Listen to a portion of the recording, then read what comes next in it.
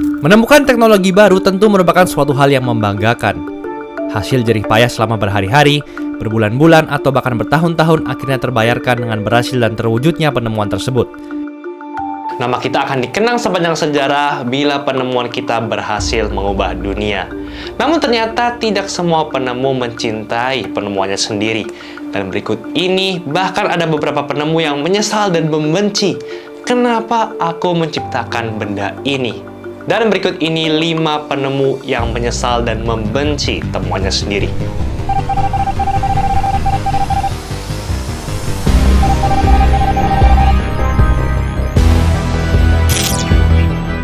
J. Robert Oppenheimer, nama tersebut akhir-akhir ini kembali viral di media. Film biopik yang mengisahkan dirinya dan penciptaan bom atom belum lama ini tayang di layar bioskop dunia. Tak berbeda jauh dari film Christopher Nolan lainnya, film Oppenheimer juga memperoleh banyak pujian dan selalu menjadi perbincangan para pecinta film. Seperti yang telah kita ketahui dari film itu, J. Robert Oppenheimer merupakan pencipta dari bom atom. Bom yang dijatuhkan di Hiroshima dan Nagasaki pada tanggal 6 dan 9 Agustus 1945. Bom yang membunuh lebih dari 200.000 orang Jepang kala itu. Mr. President, I feel I have blood on my hands. Pak Presiden, saya merasa ada darah di tangan saya. Itulah yang dikatakan Oppenheimer kepada Presiden Truman setelah bom atom dijatuhkan di Jepang.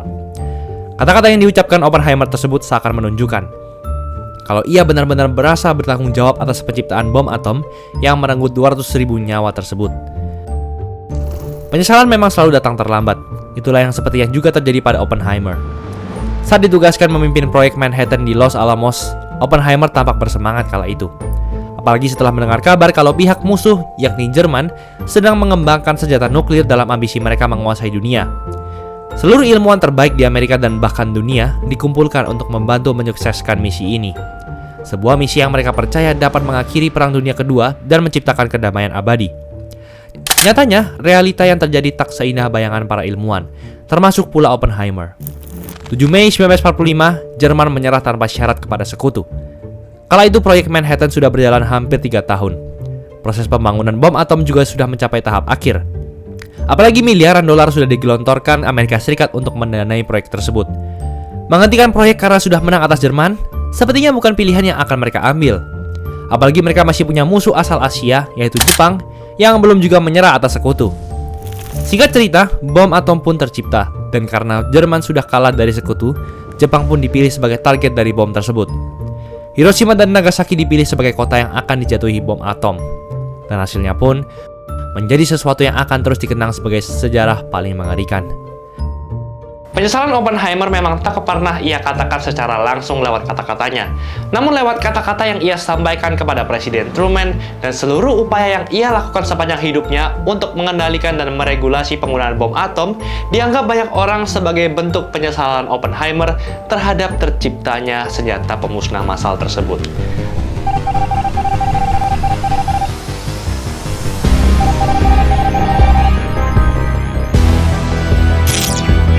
AK-47 mungkin merupakan jenis senapan yang paling populer di dunia. Kemudahan dalam penggunaan, ketangguhan, kehandalan, serta harganya yang relatif lebih murah membuat senjata yang identik dengan teroris ini makin digemari. Bahkan menurut data yang ada, AK-47 menempati urutan pertama sebagai senapan serbu yang paling banyak digunakan di dunia. Hal ini pun berbanding lurus pula dengan banyaknya korban yang telah terenggut akibat senapan ini. 74 tahun semenjak senjata ini pertama kali diciptakan, jutaan nyawa diperkirakan telah melayang tertembus peluru yang ditembakkan oleh senapan ini. Jumlah ini bahkan berkali-kali lipat lebih masif jika dibandingkan dengan korban yang ditimbulkan oleh bom atom yang dijatuhkan di Jepang. Semua korban itu mungkin menjadi tanggung jawab dari Mikhail Kalashnikov, pencipta dari senjata serbu legendaris AK-47 ini. Mikhail sendiri merupakan seorang perwira dan perancang senjata asal Rusia. Awalnya, dirinya ingin menciptakan sebuah senapan yang sederhana, tahan banting, dapat diandalkan namun dengan ongkos yang lebih murah. Dan pada tahun 1947, dirinya berhasil menciptakan senapan itu, dan kemudian ia beri nama senapan itu AK-47. Semenjak itu pun, senjata AK-47 menjadi senjata andalan Soviet, Rusia, dan negara-negara lain. Tak hanya itu, senjata ini juga menjadi simbol dari revolusi dan pemberontakan di berbagai daerah di dunia. Kemudahan dan juga harganya yang murah membuat senjata ini banyak dipakai para pemberontak. Bahkan di pasar gelap, senjata ini bisa didapatkan dengan harga $125 atau sekitar 1,8 jutaan rupiah saja. Dan kini 100 jutaan AK-47 telah tersebar ke seluruh dunia, namun juga jutaan nyawa telah melayang akibat senjata ini. Sepanjang hidupnya, Kalashnikov sebenarnya tak pernah menunjukkan penyesalannya secara terbuka. Namun menjelang kematiannya, sebuah surat yang ia kirimkan ke gereja Ortodoks Rusia bocor ke media lokal Rusia. Luka spiritual saya tak tertahankan. Saya terus bertanya ke diri saya sendiri. Jika senapan yang saya rancang membuat sengsara, sebagai pemeluk Kristen Ortodoks, apakah saya juga penyebab kematian mereka? Itulah yang dikatakan Kalashnikov dalam surat tersebut. Selama ini ternyata Kalashnikov merasa bertanggung jawab atas kematian-kematian yang disebabkan oleh senjata yang ia ciptakan sendiri. Dan bahkan hingga kematiannya pun, pikiran itu tak pernah terlepas dari Kalashnikov. Namun bagaimana dengan penemu berikut ini, yang menyesal atas terciptanya sebuah game yang hampir pasti semua dari kita pernah mainkan?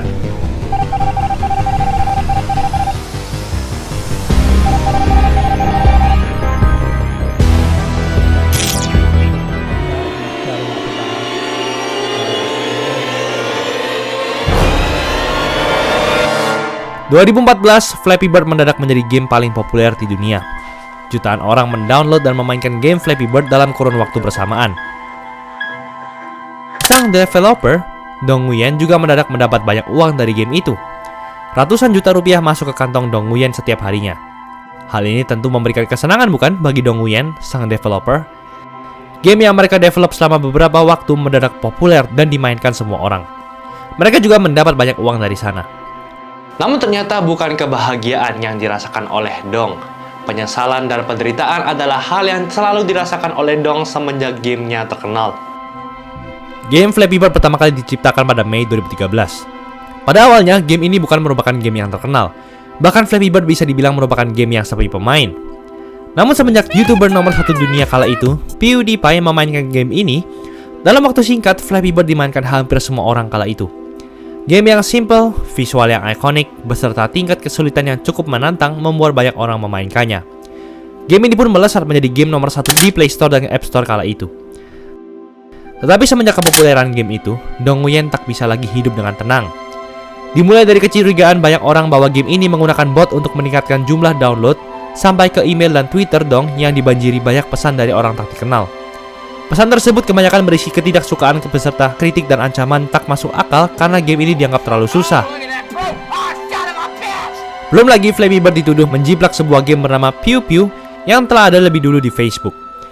Dong juga dikritik orang terdekatnya dan bahkan paparazzi tak membiarkan Dong hidup tenang. Semua perubahan yang terjadi secara sangat cepat dari kehidupan Dong yang dulunya cuma biasa aja dan flat, kemudian menjadi sangat populer dan dibahas semua orang hanya dalam semacam saja, membuat Dong tak sanggup menghadapinya.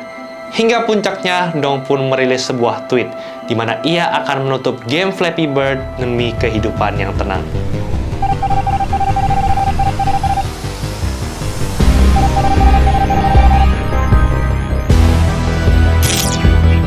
Nobel Prize merupakan penghargaan tertinggi yang diberikan kepada ilmuwan paling berpengaruh di dunia. Ilmuwan-ilmuwan yang berhasil menciptakan penemuan yang mengubah dunia diseleksi dan dipilih setiap tahunnya untuk menerima penghargaan ini. Tetapi di balik tercetusnya penghargaan itu, ternyata terdapat seorang penemu yang menyesali temuannya sendiri. Pria itu adalah Alfred Nobel, penemu dari peledak dinamit. Pada awalnya, Alfred sangat bangga terhadap temuannya itu. Dengan dinamit, pertambangan dunia dapat lebih mudah dilaksanakan. Segenap mineral, batuan, dan sumber alam berharga lain dapat diekstraksi dengan lebih mudah berkat temuan ini.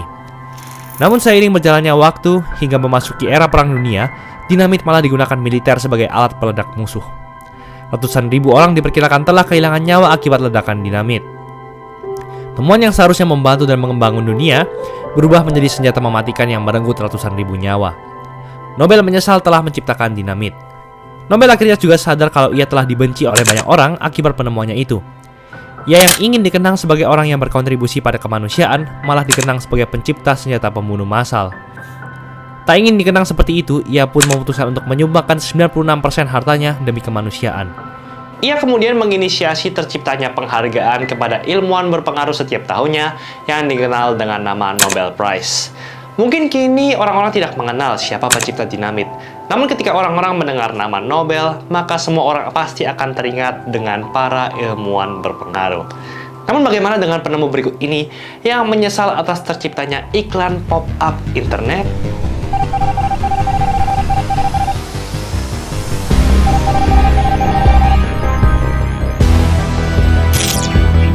Iklan pop-up, iklan yang tiba-tiba muncul di layar, mungkin hingga kini masih menjadi hal yang paling mengganggu di internet. Saat menonton video, saat sedang browsing, saat sedang main game, atau bahkan saat kita mengklik tombol tertentu di komputer atau HP, layar kita secara otomatis diarahkan ke iklan yang menumpuk dan bahkan beberapa tidak bisa close dalam kurun waktu tertentu. Nyebelin banget kan?